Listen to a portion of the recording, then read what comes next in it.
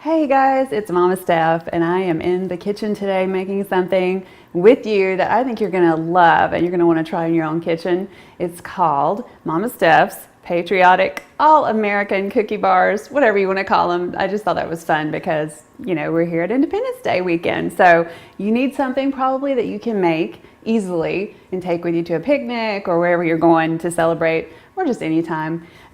These cookie bars are going to be something that your family's going to love and ask for a lot. Luckily, they're easy to make. So we'll start by just telling you a little bit, step by step, how we'll make them. I'm going to get 1.5 cups of plain flour. And then we're going to add our baking soda because you want them to taste normal and rise and get thick and chewy. So you need your baking soda.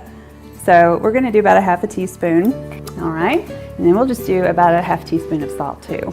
I always like to use sea salt. And then just give it a little whisk, get it all mixed up together. And you do this first, it saves you time when you're actually making the bars and putting it all together. So now we're gonna work on our wet ingredients. This is the good stuff in my opinion, because the wet ingredients are what make your cookies and cookie bars really chewy. And that's everybody's favorite. We're gonna start with 1/2 cup of butter, 1 stick. It needs to be at room temperature so it can really just easily get creamed up in the mixer. Then we're gonna cream an egg in there. Now, a tip, always break your egg into a separate bowl or cup or something, because you don't wanna get a gross egg into your butter and then you have to start over. So, crack your egg. That looks like a good one, so we'll put that right in. All right, we're gonna add 1/2 cup of sugar, just 1/2 cup of white sugar. And that grainy sugar will help mix up all of the good ingredients. Then we're gonna add 1/2 cup of brown sugar too. It'll give us a really rich flavor in our cookies. And now we're gonna add a whole tablespoon of good vanilla extract. And what do I mean by good? Well, I mean either make it yourself, which I'll teach you how to do one day soon, or buy real vanilla extract at the store. Don't buy the imitation stuff. It's actually really chemical laden and it doesn't taste as good, so use the real thing. Now, all we have to do is combine our dry and our wet ingredients. All right, flour, here we come. Just add a little bit at a time. You don't want to dump all the flour in at once. First of all, it'll go all over your kitchen and all over yourself and make a mess. Keep it on low, and just add a little bit at a time. Okay, we've got all our flour in. So now I'm going to scrape the sides down one more time and make sure I have everything down off the sides and off the bottom so that we have a really nicely cohesive cookie dough. Then we're going to add the good stuff that makes it all-American. Now, all we're going to add to make it all-American is good old blueberries. See, these are dry blueberries. You want dry blueberries in something like this that you're baking. They're going to add so much flavor, especially when they're baked. They get extra sweet. Then I have some dried cranberries. These are infused with cherry flavor, but you can use plain ones if you want, or you can even use dried cherries. You just want something red. And then the white part of our all-American cookie bar, white chocolate chips. It's, you know, maybe a cup, maybe more if you like white chocolate. I'm going to start mixing it while I add these in. I'm going to crank it up just a little. And we're done. Because you don't want to overbeat your cookie dough. It makes it tough, and you don't want that. We're doing all this work to put good ingredients in. We don't want it to turn out tough. We want it to be chewy and yum. So just lower your little mixer bowl.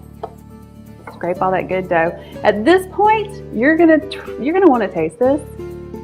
Beware, it's delicious, and you're probably gonna say, you know, who needs to take them? Let's just eat them like this. But don't do it. Don't give in.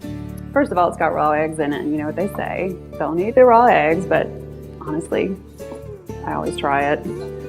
So far, so good. And I'm gonna come over here to my pan that I've got prepared. This is another tip. Instead of greasing and flouring, put some foil in it. And then you can spray it with baking spray. The reason I do that is so that when the bars are finished, you can just pull the whole thing out and set it aside while it's cooling, and then you don't have a dirty pan and it's really easy to cut. You know, when you fight to get your brownies out of the glass dish because you don't have anything lining the pan, you don't have that problem anymore if you line it with foil. We're just gonna glop, that's a really technical term. I'm gonna glop some cookie dough in. Okay, and now this is another technical term, smushing. Smush it in. So, they're in here. I'm gonna put them in the oven now. 375 for maybe 25-30 minutes. It depends on the size of the pan that you use. So just watch them. When you start to smell them and they brown on top a little, they're about ready. All right, I'm gonna grab them out of the oven now. It's been about 25 minutes for my pan.